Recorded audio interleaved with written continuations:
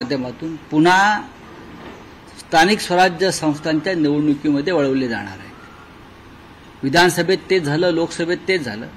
हे जे प्रकल्प नवीन नवीन काढले जातात ते ठेकेदारांसाठी काढले जातात, आपले लाडके ठेकेदार, आणि त्या ठेकेदारांच्या माध्यमातून किमान 50% पैसे दलाली ही सरकारच्या लोकांकडे येते।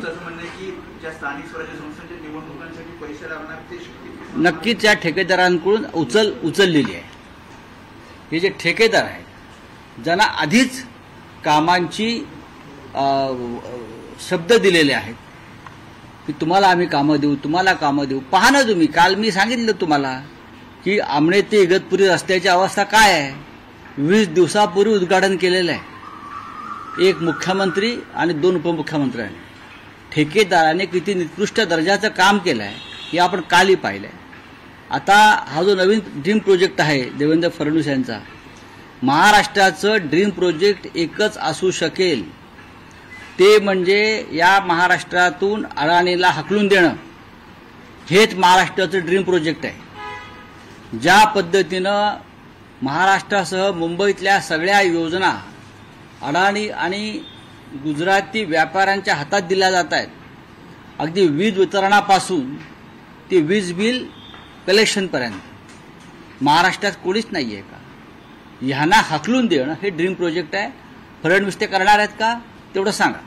राऊत साहेब, आणीबाणीला काल 50 वर्ष पूर्ण झाली आणि त्यानिमित्तानं जो कार्यक्रम आयोजित करण्यात आला होता, देवेंद्र फडणवीस राज्याचे मुख्यमंत्री यांच्याबरोबर उपमुख्यमंत्री एकनाथ शिंदे उपस्थित होते। उपमुख्यमंत्री अजित पवारांनी कार्यक्रमाला उपस्थित राहणं टाळलं, पण शिंदेंचं असं म्हणणं आहे की बाळासाहेबांनी या आणीबाणीला सशर्त पाठिंबा दिला होता। लोकशाही मूल्य चिरडली जाणार नाही अशी ती अट होती आणि त्या अटीवरच बघा, एकनाथ शिंदे हे तेव्हा गोधडीमध्ये रांगत होते। आम्ही कॉलेज जीवनामध्ये होतो, आम्हाला जास्त माहिती आहे। वारंवार बाळासाहेबांकडून या गोष्टी आम्ही ऐकलेल्या आहेत। सशर्त बिनशर्त सोडून द्या। मुळात एकनाथ शिंदे यांनी हिंदुहृदय सम्राट बाळासाहेब ठाकरे यांचं नाव घ्यायचं थांबवलं पाहिजे। त्यांनी मोदी मंत्राचा जप केला पाहिजे, त्यांनी अमित शहा मंत्राचा जप केला पाहिजे। अमित शहानी त्यांना जी शिवसेना बिदागीत दिलेली आहे ती बिदागी ते सांभाळण्याचा प्रयत्न करतात, पण शिवसेनेच्या विचारांचा जो वारसा आहे तो त्यांना अजिबात पेलवणार आहे। आणीबाणीला माननीय हिंदुहृदय सम्राट बाळासाहेब ठाकरे यांनी देशाला शिस्त लावण्यासाठी पाठिंबा दिला। आणीबाणीमध्ये इंदिरा गांधींच्या 20 कलमी कार्यक्रमाला सुद्धा शिवसेना प्रमुखांनी पाठिंबा दिला। एकनाथ शिंदेना काही माहीत नाही, ते बरळत आहेत। आम्ही होतो ना, आम्हाला माहिती आहे। जर त्यांना काय धडे हवे असतील आणीबाणीत बाळासाहेबांची भूमिका काय होती तर त्यांचा क्लास घ्यायला आम्ही तयार आहोत। मी स्वतः तयार आहे।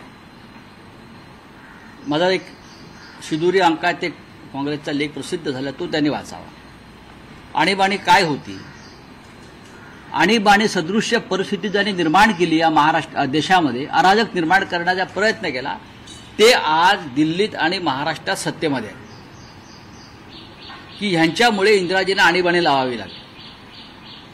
एक बहुमतातलं सरकार इंदिरा गांधींचं ते पाडण्यासाठी हे 40-50 खासदार विरोधी पक्षाचे, त्यात आजचे सुद्धा लोक आहेत, हे परकीय शक्तींच्या मदतीनं इथे ज्या कारवाया करत होते त्यासाठी इंदिरा गांधींना अंतर्गत सुरक्षेसाठी आणीबाणी लावावी लागली। हे अराजकवादी लोक होते आणि एकनाथ शिंदे आज त्यांच्याबरोबरच आहेत। तेव्हाही त्यांचं काम पक्ष फोडणं, अस्थिरता निर्माण करणं, पैशाच्या ताकदीवरती दादागिरी करणं, हे तेव्हाही यांना परकीय पैसे मिळत होते, आताही मिळतात आणि त्यांचे एक हस्तक म्हणून एकनाथ शिंदे काम करतात। राऊत साहेब, माळेगाव सहकारी साखर कारखाना